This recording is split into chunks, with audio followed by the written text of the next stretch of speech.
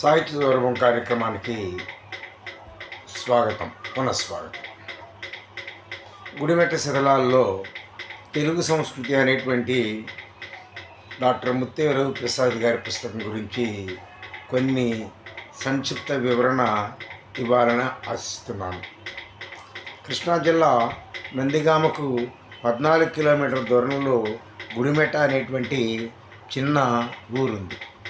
1988లో కాండ్రపాడు పంచముఖేశ్వరాలయం దాని యొక్క పరిస్థితిని గురించి శ్రీ రవిప్రసాద్ గారు భారతీ పత్రికలో ఒక వ్యాసం రాశారు.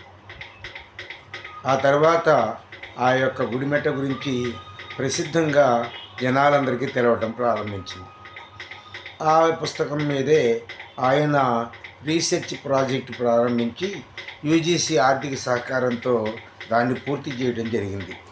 చారిత్రక పరిశోధనా గ్రంథం దాదాపుగా 5 ప్రకరణాలుగా విభజించడం జరిగింది.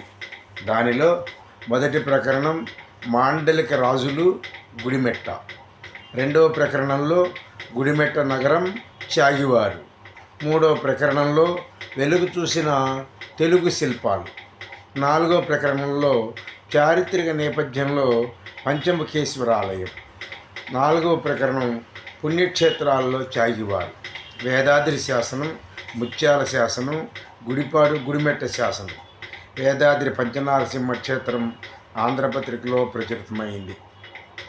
ఐదవ ప్రకరణం నతనాడి సీమ దాచేస్తే దాగని సత్యం అనేటువంటి పేరుతో ఆయన విశ్లేషించారు. ఆ తర్వాత చాళుక్య చోళ యుగం నుండి కాకతీయ యుగాంతం వరకు చాగివారు రాజ్యపాలన చేశారు. విజయవాటిక, బృహత్ కాంచీపురం, పెనుగంచిప్రోలు కేంద్రాలుగా గుడిమెట్టకి ప్రధాన కేంద్రాలు.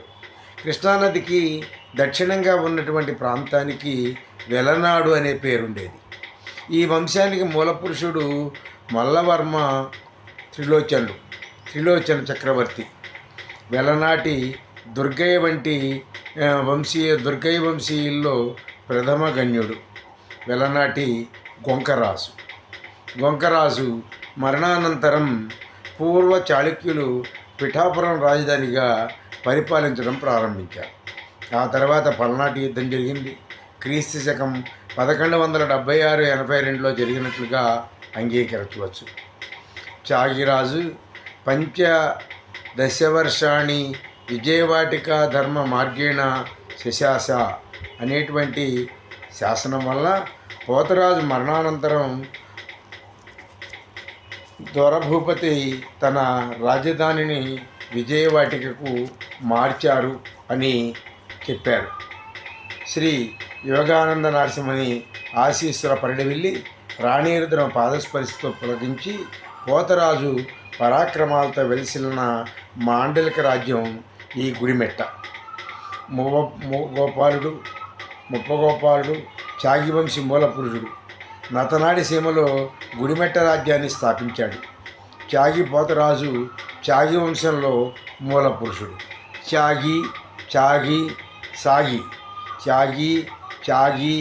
సాగి పదాలు సమానార్థకాలు. వీరు దుర్గయ్య వంశీయులు.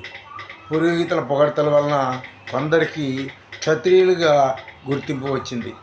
రెండవ పోతరాజు భార్య ముక్తాంబ పేరు మీద ముత్యాల ఏర్పడిందని అందరూ కూడా భావిస్తూ ఉన్నారు.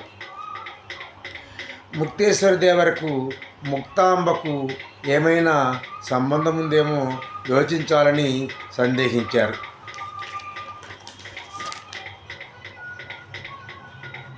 వీరభూపతి ముప్పాంబ పేరు మీదే ముప్పాళ్ళ నగరం నిర్మించారు అని చెప్పుకున్నారు.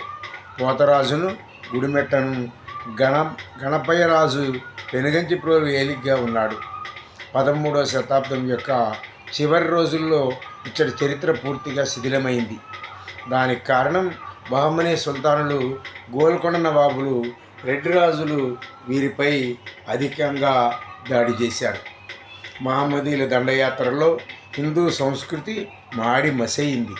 తురుష్కులు శతాధిక పాపకార్యాలతో హిందూ సంపన్నులను ధనం కోసం పీడించారు.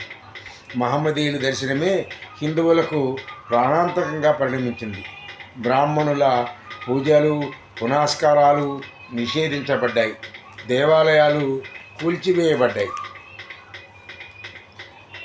ముస్నూరు ప్రోలయ నాయకుని విలస శాసనం వీరి దురంతాలకు అద్దం పడుతూ ఉంటుంది.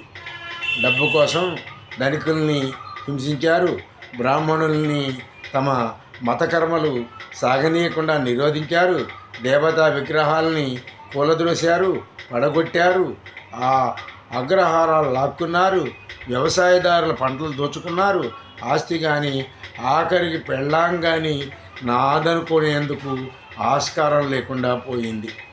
ఆంధ్రుల చరిత్ర సంస్కృతి 74వ పేజీలో ఈ విషయం సుస్పష్టంగా చెప్పబడింది. హిందూ దేవాలయాలను నేలమట్టం చేయటమే కాకుండా ఆ పునాదులపై మసీదులు నిర్మించారు. అలెగ్జాండర్ రియా అనే చరిత్రకారుడు ఇలా వ్రాస్తున్నాడు: దేవాలయాలను, పూజారులను, భక్తులను అవమానించి హింసించారు. దేవాలయ ధనాగారాలని అన్నిటినీ కూడా కొల్లగొట్టారు. ఆ విధంగానే రాజమహేంద్రవరంలోని హిందూ దేవాలయాన్ని పడగొట్టారు. ఈ పునాదుల మీద మహమ్మద్ తుగ్లక్ షా క్రీస్తు శకం 1324లో మసీదు నిర్మించారు. ఆ మసీదు వరండాలోని నల్లరాతి స్తంభాల మీద చరిత్ర మీద ఉన్న హిందూ శిల్ప నిర్మాణం ఇందుకు మనకి తార్కాణం. మసీదు లోపల ఆవరణలోని చెరువు, ఆనాటి పవిత్ర దేవాలయము, గర్భగుడి ఇవన్నీ కూడా కాకతీయ నాయకులు ఆచార్య ఎన్జి రంగా రాసినటువంటి పుస్తకంలో మనం చూడవచ్చు. దాన్నే రియా వ్రాశాడు. పెనుగంచిప్రోలులోని మసీదు ఒకనాడు హిందూ దేవాలయమే. తురుష్కుల దండయాత్రలో మొదటి దాడి దేవాలయాలే కావటం నిజంగా దురదృష్టం. ఒకనాడు వైభవంగా ఉండి నేడు శిథిలమైనటువంటి శిల్పాలన్నీ కూడా తురుష్కుల కిరాతకానికి సాక్ష్యాలుగా మనకి మిగులుతూ ఉంటాయి. ఈ శిథిలాల్లో అనేక మంది దేవీదేవతల విగ్రహాలు, సప్త మాతృకలు కూడా కనిపిస్తాయి. శిథిల దేవాలయాల్లో చెన్నకేశవం దేవాలయం ఒకటి. ఆళ్వార్ల విగ్రహాలు కూడా శిథిలమై కనిపిస్తున్నాయి. ద్వారక గుడి ప్రత్యేకత నది వెడల్పు ఇక్కడ తక్కువగా ఉండి 2 కొండల మధ్య కృష్ణమ్మ మెల్లగా ప్రవహిస్తూ ఉంటుంది. నదికి ఇరువైపులా 2 కొండల మీద కూడా 2 దేవాలయాలు నిర్మించబడ్డాయి. వేరు వేరు రాళ్లపై వివిధ కళాఖండాలను మనం చూడవచ్చు. కనువిందు చేసిన కమనీయ శిల్పం ఇది. చెన్నకేశవుడు, వెంకటేశ్వరుడు, గోపికాకృష్ణుడు కొలువు తీరారు. ప్రమాదాల నివారణ కొరకు దీపపు దిన్నె ఏర్పాటు చేశారు. ఇక్కడ బృహత్ కాంచీపురం చాగివారి పాలనలో మరొక అనుబంధ రాజ్యంగా ఉండేది. దీన్నే ఇప్పుడు పెనుగంచిప్రోలు అంటున్నారు. మున్నా నది ఒడ్డున రాజ్యం ఇది. పెనుగంచి శిల్పాలుగా గుర్తించబడ్డాయి. మునుల ఏరు, మునేరు, మునులపాడు, ముండ్లపాడు, కోనాయపాలెం, శివారు గ్రామం, కాండ్రపాడు అనే పేర్లు జైన గ్రామాలకు చివర వస్తుందని భావిస్తున్నారు. ప్రోలు బౌద్ధ గ్రామాలకు చివర ఉంటుంది.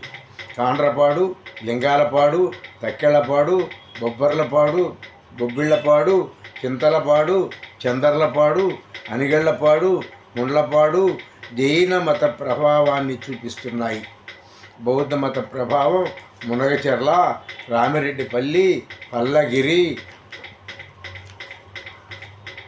ముత్యాల, వేదాద్రి చాగివారి పుణ్యక్షేత్రాలు.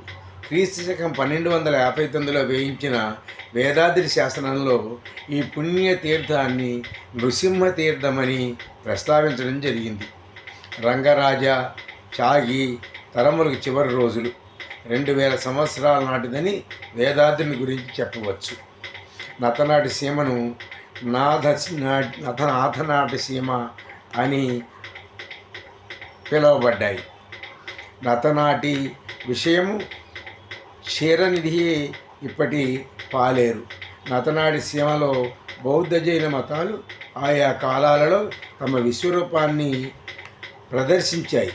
వర్ధమాన వీరుని చిత్రం, శారీరక స్తూపాలు, పారభౌగిక స్తూపాలు, ఉద్దేశిత స్తూపాలు, ఈ విధంగా మనకు అక్కడ స్తూపాలు కనపడుతూ ఉంటాయి.